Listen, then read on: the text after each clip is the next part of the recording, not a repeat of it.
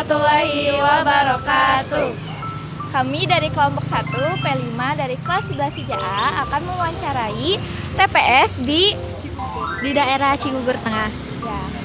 Izin memperkenalkan diri, nama saya Viola Syafa Musfila dari kelas 11 CJA, nomor absen 33. Nama saya Raden Tania Cinta Kinalastari dari kelas 11 CJA, absen nomor 23. Nama saya Alfia Nurrahmania dari kelas 11 CJA. Nama saya Muhammad Husin Padilla dari kelas 11 CJA, nomor absen 20. Nama saya Kafur Putra Ferliansyah dari kelas 11 CJA, nomor absen 11. Nama saya Muhammad Aditya Nugraha dari kelas 11 CJA. Saya nomor absen 17. Dan juga ada satu kameramen yaitu Zaki Fadlur Rahman dari absen 37. Selamat menyaksikan. Perkenalkan, nama saya Zaki Fadlur Rahman, saya sebagai kameramen. Selamat siang Pak, kami di sini dari SMK 1 Cimahi. Di sini saya akan mewawancarai Bapak untuk membahas seputar pengolahan sampah yang ada di sini. Sebelumnya izinkan saya memperkenalkan diri, nama saya Muhammad Aditya Nugraha. Izin untuk Bapak. Nama saya Bapak Alan.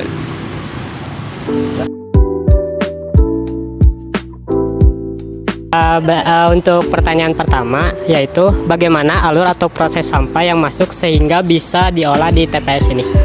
Kalau alur kan ada petugas penarik masing-masing ya, dari RT masuk ke sini, kita terima, langsung kita pilah di sini dan sampah organiknya kita olah.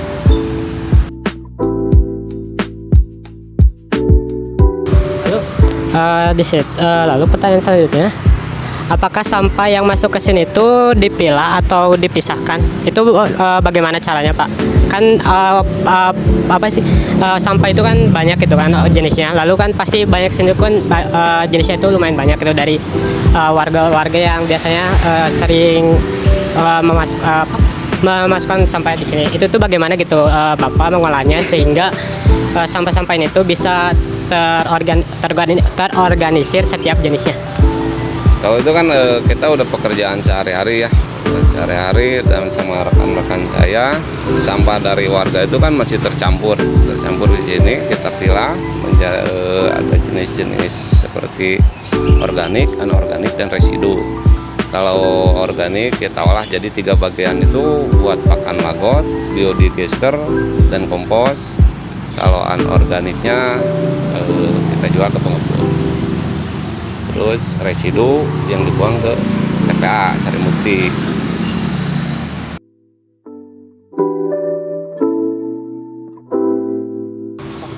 Izin bertanya lagi Pak, kan tadi sudah dijelaskan kalau di sampah-sampah yang kesini tuh dipilah lagi di sini.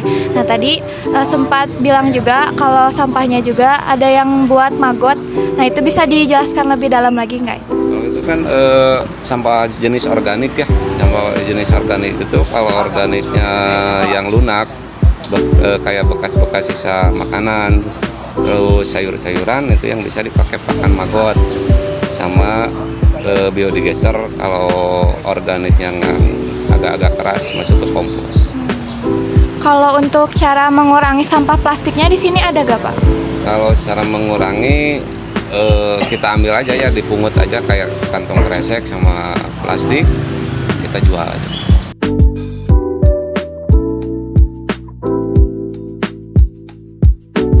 Oke, untuk pertanyaan selanjutnya,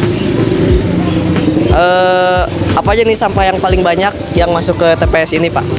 Yang paling banyak itu residu yang paling banyak. Dan cuman kita berusaha untuk mengurangi volume sampah yang dibuang ke Sarimukti itu harus gimana caranya gitu kan. Makanya yang sebagian kita manfaatin aja. Boleh dijelasin nggak residu tuh jenis-jenisnya yang kayak gimana gitu contohnya, Pak? Jadi kalau residu itu kayak cangkang kopi dan sebagainya itu kan yang istilahnya mah yang udah nggak bisa didaur ulang. Yang plastik kayak gitu ya, Pak? Kalau plastik masih tetap ada yang bisa didaur ulang. Kalau kayak cangkang kopi, terus jenis-jenis yang lainnya banyak lah gitu kan. Yang nggak bisa didaur ulang berarti kita buang aja ke Sarimukti. Baik.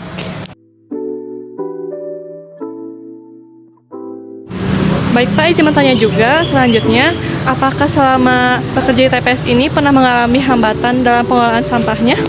Kalau hambatan itu sering ya. Kalau hambatan kayak sekarang itu kebetulan lagi ada hambatan. Ada hambatan dari penarikan pembuangan residu. Akhirnya di sini juga kelihatan mungkin ada penumpukan. Kemudian boleh tanya juga, untuk solusi dari Bapak sendiri itu bagaimana cara mengatasinya?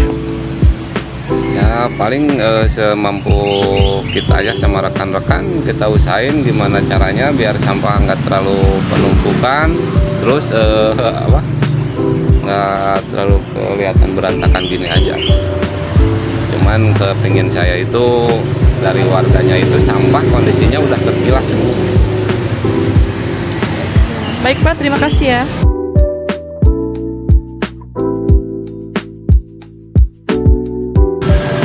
Apa aja rencana yang akan dilakukan di masa mendatang atau saran untuk edukasi bagi kami terkait pengelolaan sampah? Kalau rencana itu kan sulit untuk diungkapkan kalau rencana mah, sedangkan intinya kami punya rencana itu ingin pengolahan sampah itu lebih terpadu dan keinginan mudah-mudahan kedepannya dari sumber itunya dari warga sekitar datang ke TPS itu sampah udah terpilah.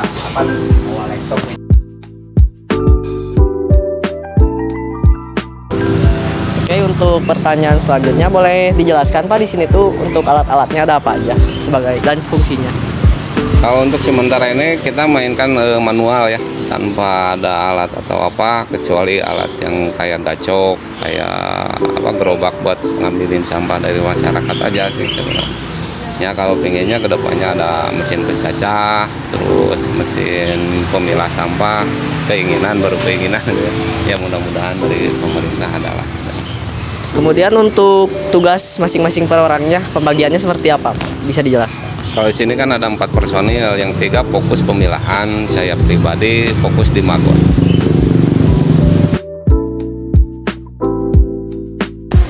Baik, kemudian untuk sampah-sampah yang ditampung di sini tuh dari daerah mana saja Pak? Kalau sampah yang masuk di sini itu dari 2 RW ya, RW 16 sama 13. Itu masing-masing per RT itu penarik 1 orang. Dan total sampah rata-rata masuk ke sini per hari 1,5 ton.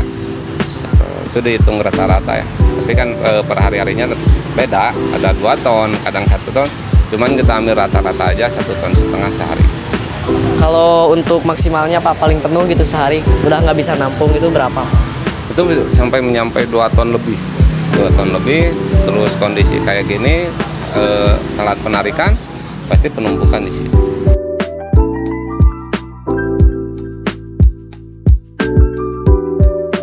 Jadi gini, ini kondisi sampah masih tercampur dari warga. Kita berusaha sama rekan-rekan kita dipilah. Ini hasilnya, ini anorganik, ini organik dan residu di sebelah sana. Dikarenakan kontainernya udah penuh, akhirnya residu ditampung untuk sementara di sini. Terus di depan kalau pengen lihat ada magot, terus alat besetnya ada di luar.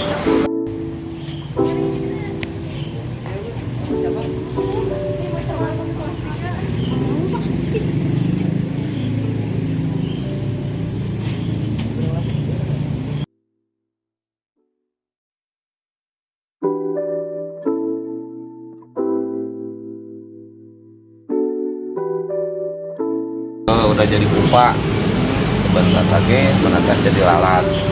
Kalau ini yang masih rakus, jadi sebagian mereka migrasi prepupa, akhirnya naik ke sini. Ini prepupa. Jadi kalau magot itu ada beberapa nama ya, dari baby, larva, magot dewasa, prepupa, pupa, terus terakhir jadi lalat BSM. Nah, contoh ini lalat BSM. Ini tuh Pak fungsinya tuh yang paling jelas buat apa? Ini membantu mengurai sampah organik. Kalau pas usia rakus, ini 4 bak ini sehari itu menghabiskan 1,5 kintal sampai 2,5 kintal per hari sampah organiknya. Makanya si tim-tim pengelola sampah itu sangat terbantu sama adanya si maggot ini. Dan maggotnya bisa kita manfaatin buat pakan ternak atau dijual sama orang-orang pemancing ya, bisa dia. Kita mah bisa menghasilkan nominal rupiah.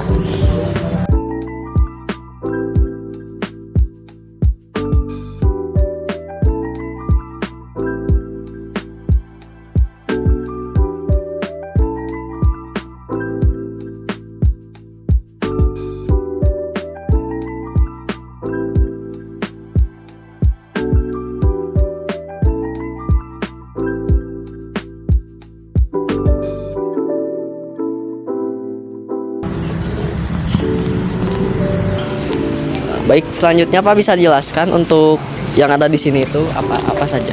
Ini istilahnya kompos ya, kompos hasil dari maggot, bukan kompos hasil penimbunan sampah organik, tapi ini kasgo, kalau kata orang Sunda mah tai maggot ya.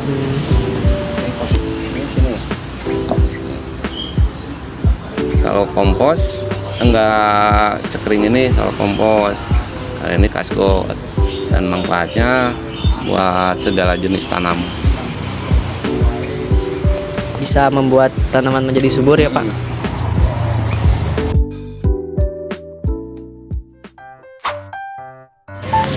Sekian dari kami kelompok 1. Mudah-mudahan apa yang tadi kita sampaikan bisa bermanfaat. Sekian dari kami. Wassalamualaikum